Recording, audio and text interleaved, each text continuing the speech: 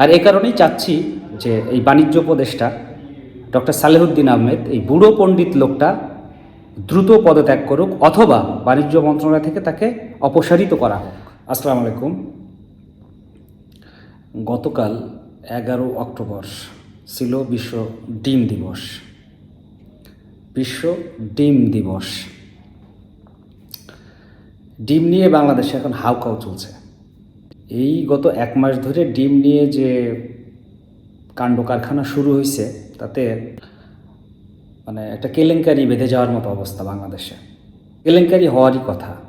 ডিমের ডজন যখন 160, 70, 80 টাকা, তখন এটা নিয়ে কেলেঙ্কারি না হয়ে কোনো উপায় নেই।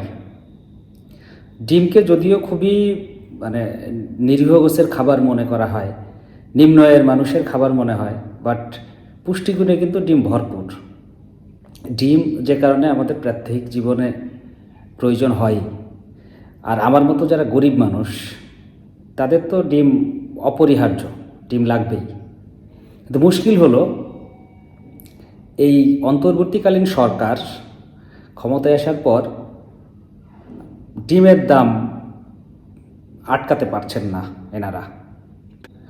আমাদের বাণিজ্য উপদেষ্টা ডক্টর সালেহুদ্দিন আহমেদ, উনি আরও অন্যান্য মন্ত্রণালয়ের দায়িত্বেও আছেন, অর্থ মন্ত্রণালয়ের দায়িত্বে আছেন, সম্ভবত বিজ্ঞান ও প্রযুক্তি মন্ত্রণালয়ও ওনার কাঁধে, আবার পরিকল্পনা মন্ত্রণালয়ের দায়িত্বে ছিলেন, সম্ভবত এখন আর উনি নেই ওখানে।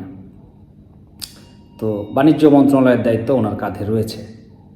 অন্তর্বর্তীকালীন সরকারের দায়িত্ব নেওয়ার যে সময়টা 2 মাস পেরিয়ে গেছে 8 তারিখে, আজকে 12 তারিখ, 2 মাস 4 দিন।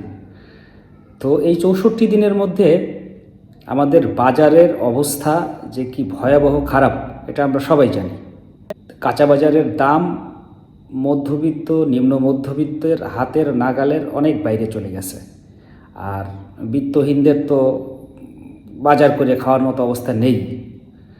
সেখানে প্রোটিনের, পুষ্টির অন্যতম উৎস ছিল ডিম। তো সেই ডিমের দামও যখন 160, 70, 80 টাকা ডজন হয়ে যায়, তখন আসলে আর কার উপর ভরসা করব আমরা বলেন? আমাদের বাণিজ্য উপদেষ্টা ডক্টর সালেহুদ্দিন আহমেদ, উনি পণ্ডিত ব্যক্তি, ওনার ক্যারিয়ার কিন্তু অনেক ভালো। উনি সেই পাকিস্তান আমলের আমলা, উনি আমলাগিরি শুরু করেছেন পাকিস্তান আমল থেকে, 1970 সাল থেকে। তারপরে রাষ্ট্রের বিভিন্ন গুরুত্বপূর্ণ দায়িত্ব উনি পালন করেছেন ওনার দীর্ঘ চাকরি জীবনে। উনি বাংলাদেশ ব্যাংকের গভর্নরও ছিলেন, 9ম গভর্নর 2005 থেকে 9 সাল পর্যন্ত। সো অর্থনীতিবিদ হিসেবে ওনার সুনাম আছে। তারপরে উনি শিক্ষকতা করেছেন নানান সময়ে, এখনও সম্ভবত এই উপদেষ্টা গিরি করতে আসার আগ পর্যন্তও সম্ভবত উনি শিক্ষকতার সঙ্গে জড়িত ছিলেন। উনি অধ্যাপনা করছিলেন north south university, BRAC university, অর্থাৎ উনি পণ্ডিত ব্যক্তি, সন্দেহ নেই। কিন্তু ভদ্রলোকের বয়স হয়ে গেছে। গত 15 বছর যে আমরা এক ধরনের শেখ হাসিনার স্বৈরতন্ত্রের মধ্যে আমরা পিষ্ট হচ্ছিলাম, সেখানে কোনো বুড়ো মানুষ আমাদেরকে রাস্তা দেখাতে পারে নাই।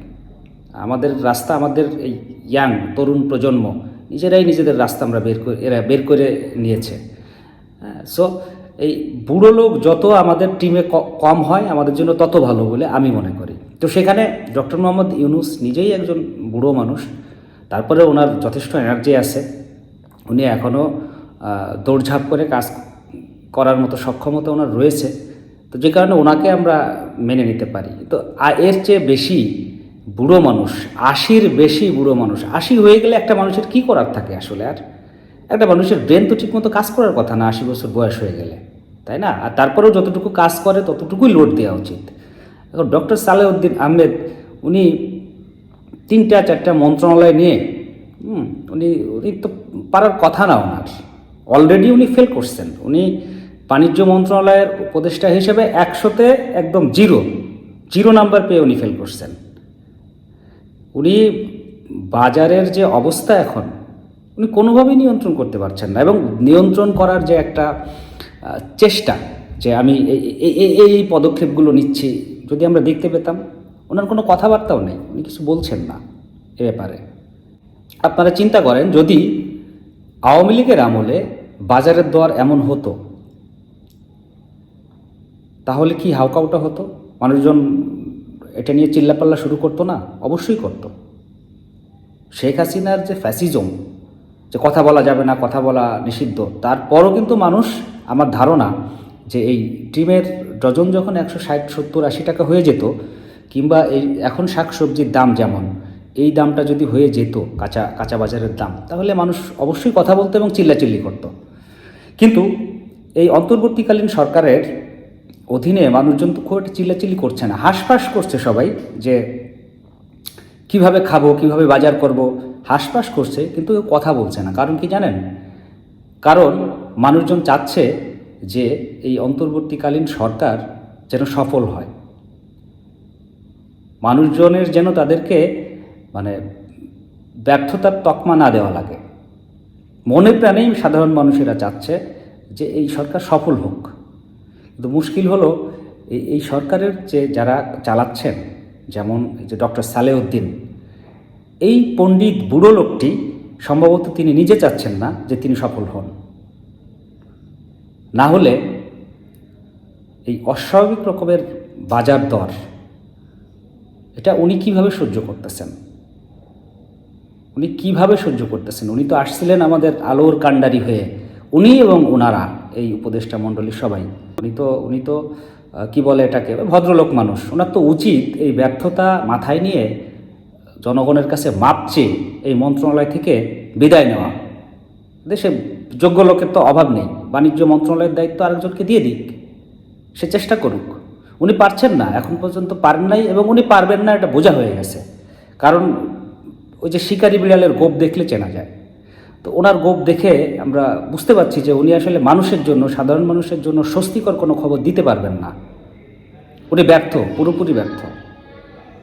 আর এ কারণেই চাচ্ছি যে এই বাণিজ্য উপদেষ্টা ডক্টর সালেহুদ্দিন আহমেদ, এই বুড়ো পণ্ডিত লোকটা দ্রুত পদত্যাগ করুক, অথবা বাণিজ্য মন্ত্রণালয় থেকে তাকে অপসারিত করা হোক, নতুন কাউকে দায়িত্ব দেওয়া হোক। তিনি চেষ্টা করুক মানুষের স্বস্তি আসে কিনা। আমার দাবির সঙ্গে যদি আপনাদের ঐক্যমত্য থাকে তাহলে কমেন্টে জানাই যান এসে।